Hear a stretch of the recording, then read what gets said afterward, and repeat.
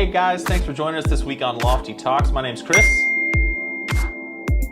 I slept outside Best Buy for the PlayStation 2, I think. Oh man. And definitely was accosted by hooligans. And burned a propane camp stove inside my tent to stay warm, and I didn't die. So you're welcome. Tyrel. So you trusted one evil empire. I do. I'm selective with my empires. I am of the house Apple and Amazon. I am not of the house Facebook or Google. Tyrel, thank you for joining us this week. Casey is off gallivanting around the world again. He's globetrotting. It's awesome. He's a globetrotter. Last we knew, he was axles deep somewhere in the sand dunes out west. So thoughts and prayers, my man. So this week we're going to be talking the Apple payment ruling. That's going to be a big one. Microsoft Teams in the car and wearables. So our first headline of the day is that Apple can no longer, and this is just hot off the presses, guys, hot off the internet presses. Apple can no longer force developers to use in-app ruling, and this comes from the judge ruling in the Epic Games versus Apple fight. What's your feedback about that? What do you think, being a developer and engineer? I think it's a huge win. Obviously, when Fortnite and Epic Games was willing enough to take that stand and just like go off the platform, absolutely, they really felt like they had a case to make. And it's true that obviously they did. I mean, you could argue that Apple spent all the time investing in that App Store ecosystem. So in a sense, there's some value that they provide and they should be kind of compensated for that. But I mean, they're selling plenty of hardware. I don't think Apple's going to have a problem making money even when they're not getting their percentage off of the App Store. So I think it's a big win for folks wanting to get into the App Store and make money. It's going to be really interesting, right? And that's what a marketplace should do, right? Is provide value and then recoup the value, a percentage of the value they provide. And so for companies that cannot adequately process payments on the platform, they're going to continue using Apple Payments processing. It's going to be easy. There's no way they're going to be able to turn on a widget and have the teams working on this that somebody like Epic would.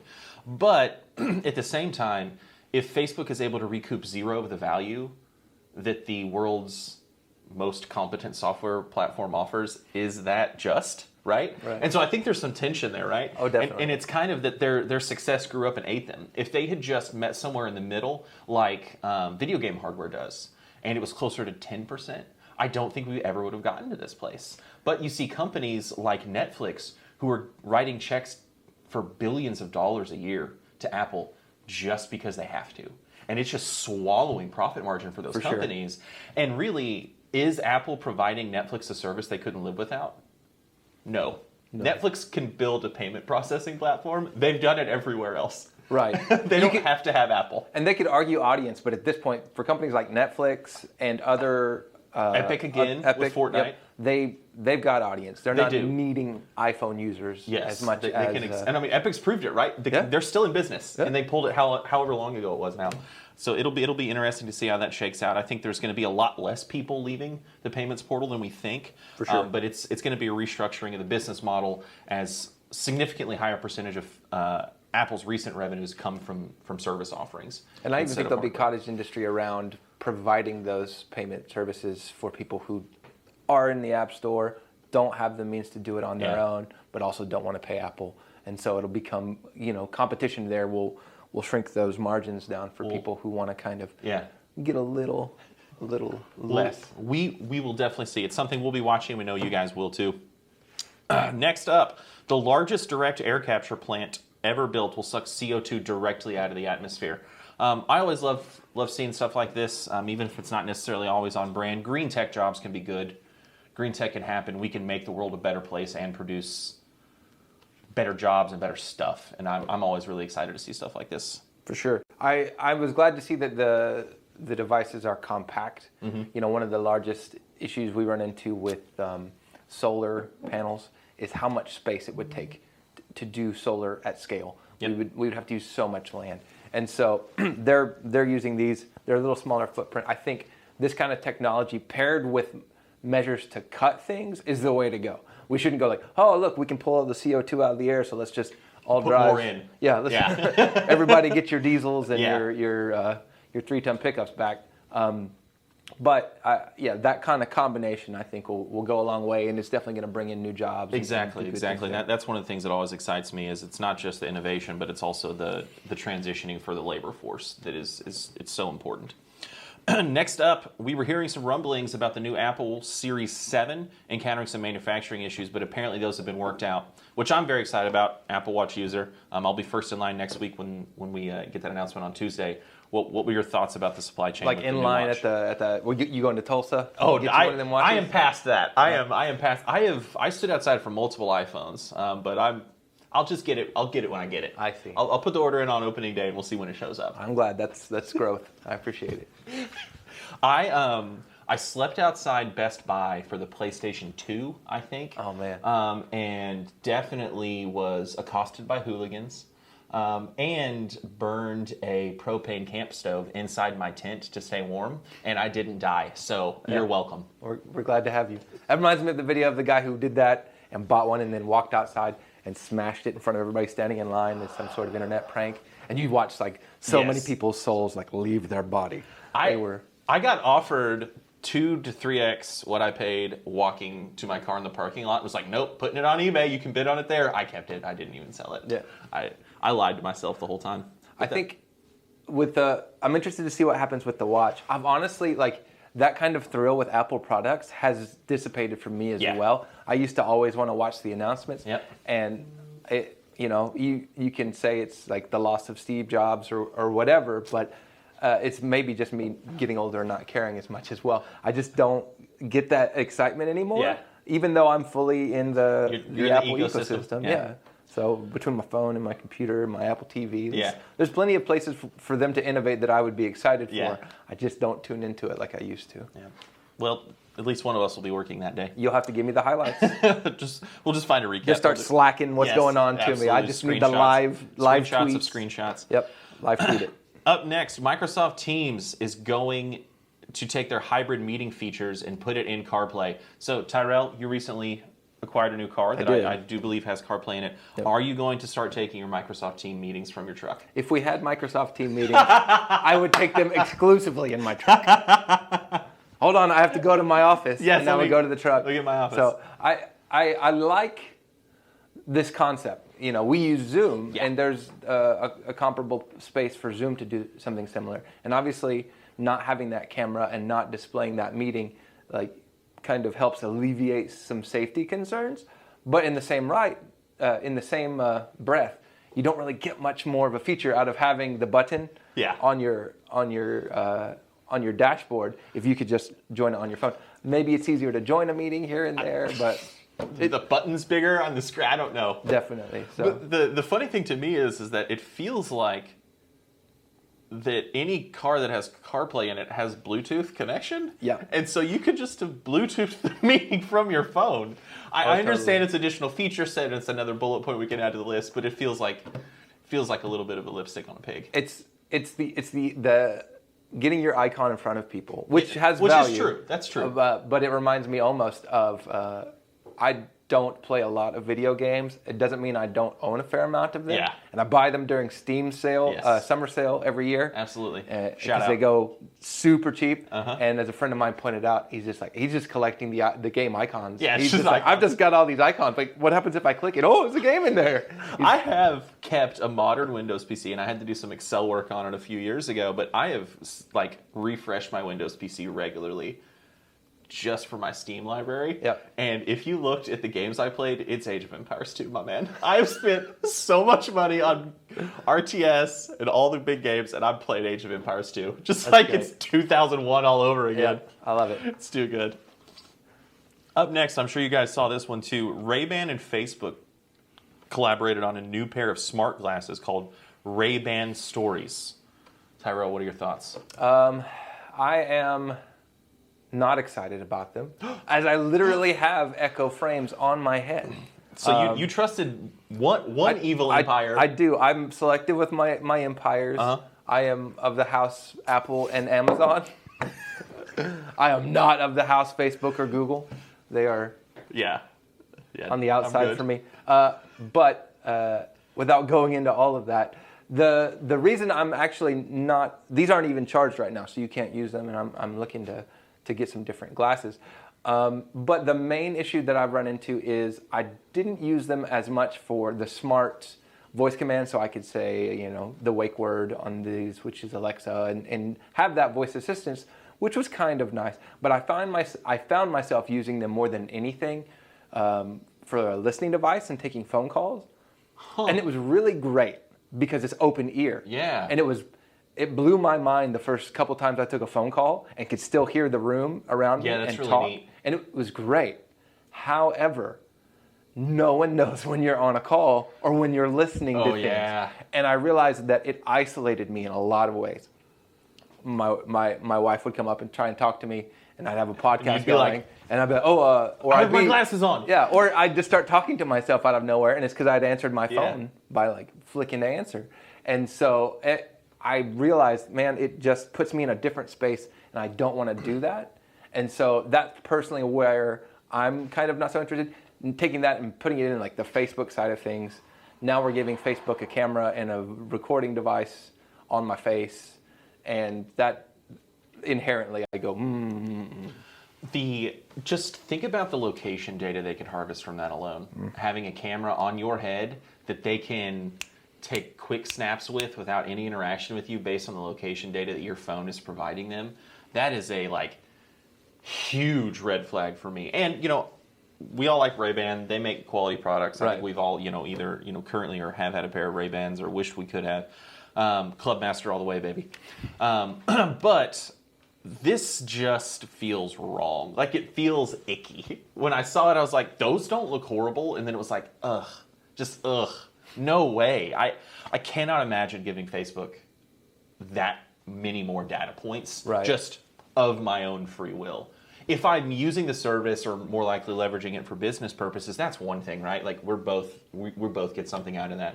But being able to yell, yo, Facebook, in a crowded room and get a pic, like, I don't see the call. I don't see the benefit on the cost benefit side for that. Oh, definitely not. And the other thing is like the privacy concerns. And so there's two sides to that, because there's the privacy of me as the glasses wearer, and Facebook says it's not going to use that data for marketing. But we all know that that's not entirely true. It means that they're not going to literally put your name to that data. They're not going to sell that packet. Right. But it's so clearly easy to infer identity based on information and take this information 100%. and pair it next to something else, and magically I know who you are again, and Facebook didn't tell me, so it's okay for Facebook. So that's definitely like a huge concern. And then on top of that, all the people who you're capturing without them knowing, they have no idea. I'll never forget, like, the rest of my life, I was at a grocery store with these on, and something happened, and I think I got a text message or a notification or something, and I touched my glasses, and it was a young lady was checking me out, and she was just like, "Are those smart glasses?" And I said, "Yeah." And then like she got super weird, as if she thought I was taking a picture of her, and I was just like, I was like, "Oh no, but they don't have a camera. It's just someone sent me a text message. I'm gonna take my things and leave now before the police are called." That's what it felt like. Give me my kale. I want out of here. But because these were audio only, I never had that concern. But that's a real concern when you've got a camera that's photo and video capable. I mean, remember the stink there was when the Google Glass came out? Yeah. I mean, there were people who were like putting up signs like, you can't wear your Google Glass in here. Oh, but those things were super obvious. That's the problem. Is these Ray-Bans are going to be very discreet. Those Google Glass, man, you look like you were a cyborg. It was weird. Walking around. And it's hey Google. It's so funny that, you know, technologists fall in that trap so often, and that's why this Ray-Ban collaboration, I think, is foretelling of what's going to come. I think we're going to see a lot more partnerships like this, because these companies really aren't the best at understanding this. They really, really aren't. They don't get it. And that's a great transition point for us, because we've touched on this a little bit so far in our big stories, but I think the one company that does is Apple. And it's really easy for us to be all the way in on the ecosystem and yada yada about how great everything is, but I really don't think that's the case. I think that the Apple Watch, and specifically the AirPods, are an absolute game changer. There are already apps, and this is a space that I think about a lot, and I can't particularly place it. Maybe maybe there's some reason, maybe there's not. But I continually think about my grandpa not being able to hear Dallas Cowboys games. Mm-hmm.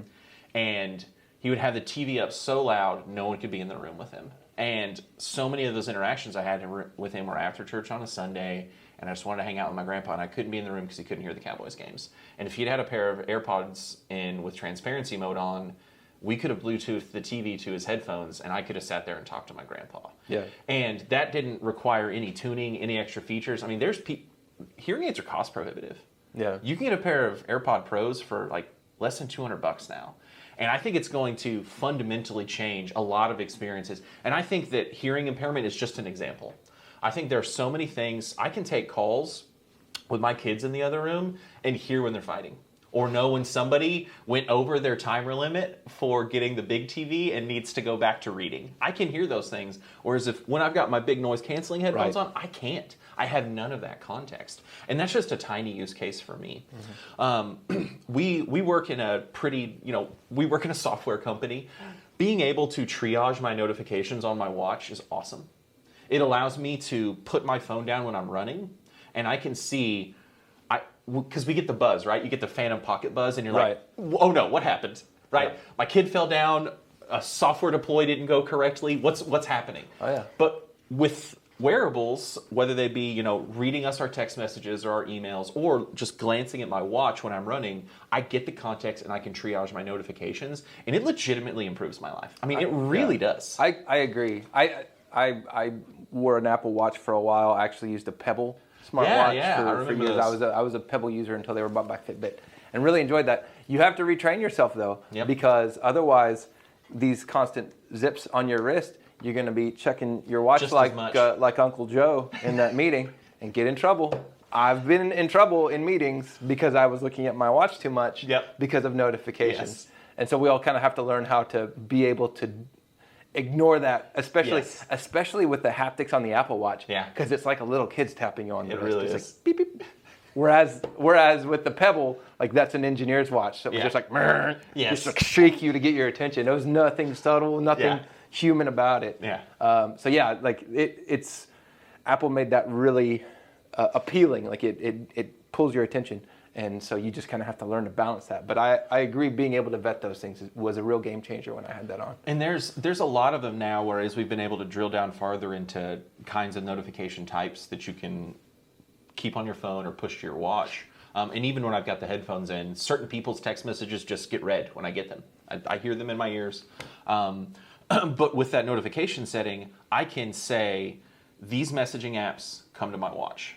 These messaging apps don't come to my watch. Right. And so I know if my wrist buzzes, it is this group of people texting me or this group of people emailing me. Mm-hmm. And that's such useful information. Yeah, for sure. And then I can know, do I need to make a decision about this now? I can look and glance, it's a text from, one of our significant, it's a text from a significant other, right? And then I can make a decision based on that. Or if it was a kid at home who I know is waiting for the bus or something like that, just being able to triage that information and get the context there is so useful. So Tyrel, you've mentioned a little bit about your experience with the glasses and your experience with wearables, the watch wearables, excuse me. What other experiences do you have with wearables, and how's that been for you? I'm trying to think, what else have I worn? Mostly been watches and glasses. I'm trying to think of what other categories of wearables that I could even have missed. I might have worn for a while. This is a really good point. You're a big fitness guy. Mm-hmm. You're a runner, among many other things. Have wearables? Have you interacted with wearables in your fitness? Oh yes. So that would GPS watches would absolutely qualify for a wearable. There's a weird kind of balance and lag between the features in a GPS watch, and as they try and get smarter and connect to your phone more and more, and they'll even take messages for you in the most rudimentary ways, and it's just like I appreciate the effort, but I didn't really need that there.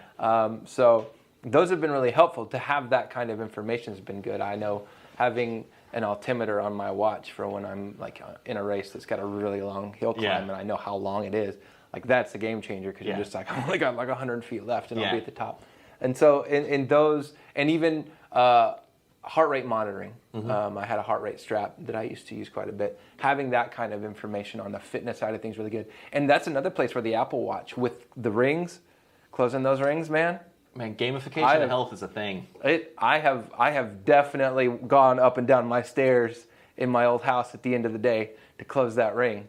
Because I'm that close. Yeah. I gotta get those steps, man. Yep. And I've tried laying in bed doing this. It doesn't work. Does not work. Doesn't work. Sometimes, because my arms are so long, if I raise it, I'll get my stand goal. Oh. And so that's really helpful for closing out that stand goal. It tells you to stand and you just... Yeah. All right. The altitude change from here to here, the computer thinks is a stand. They did not account for Yeah, so for people sometimes, with your wingspan. when it's no, they don't. When it's Thursday night, it's like, you haven't stood in hours. Just give it one of these.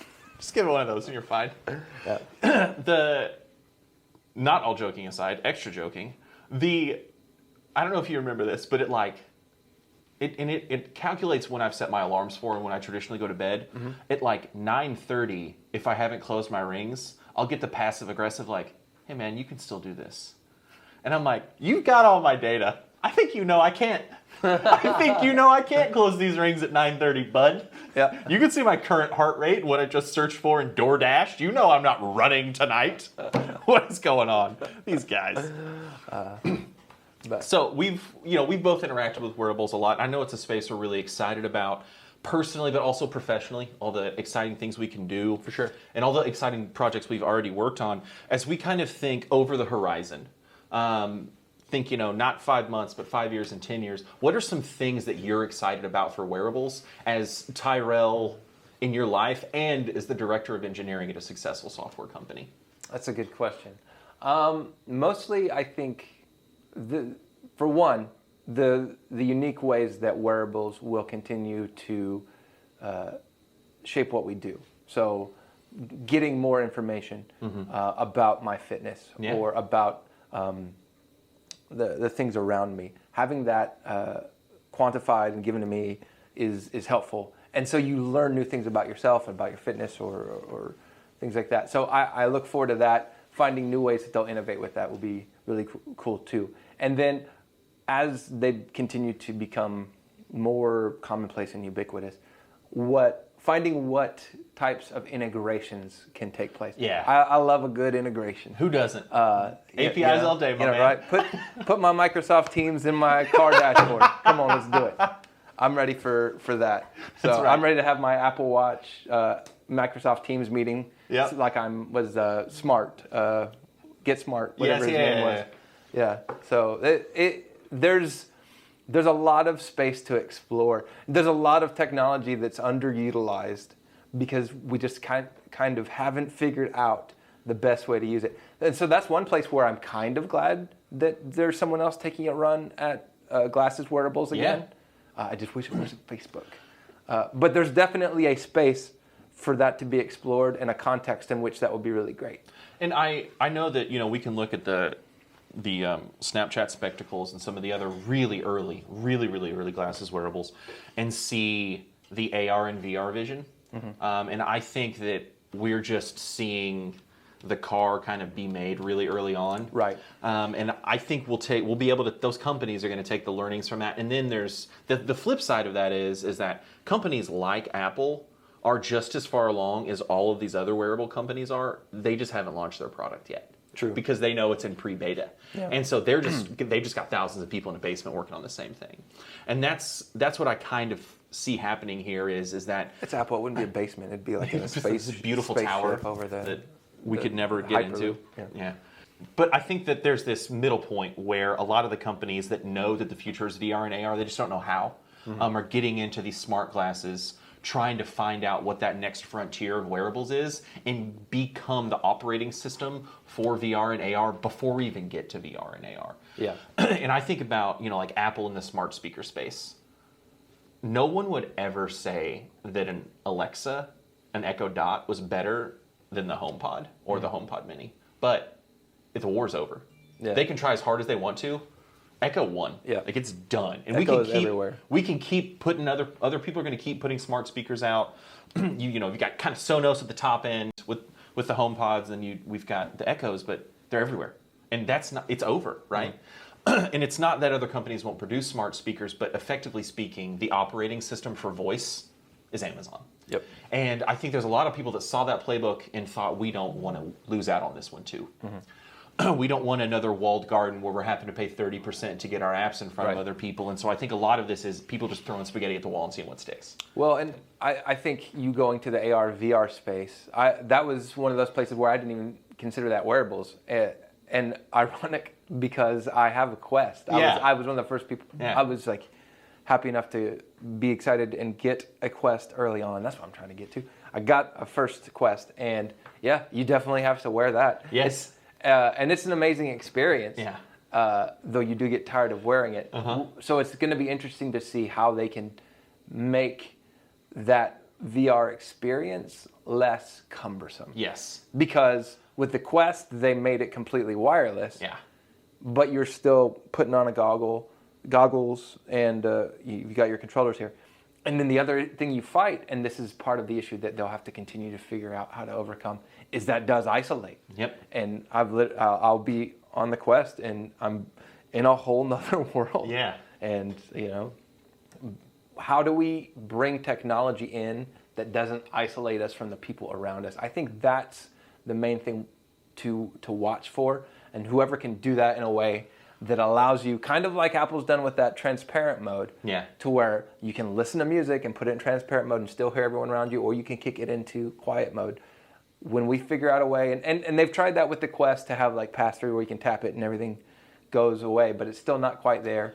But when we figure out how to incorporate technology more without it isolating us, I think that's what's key. As long as enough people have that value for not being isolated. Yeah. Some people will be gladly isolated. Yeah. So, and it's like everything else. There will always be people that want a bigger, faster computer. There will always be people that want a bigger, faster phone. And then there will be people that want the one that's convenient and easy to use. And I think it shakes out that way in everything, right?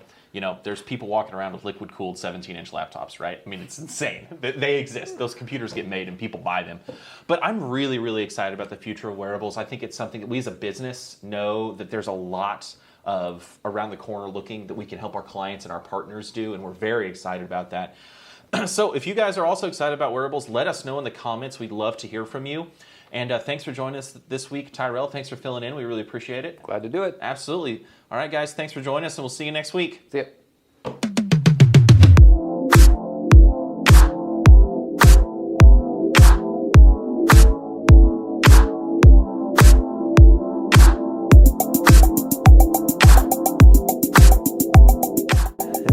Okay, this is us. You talking on the fly. I'm talking now.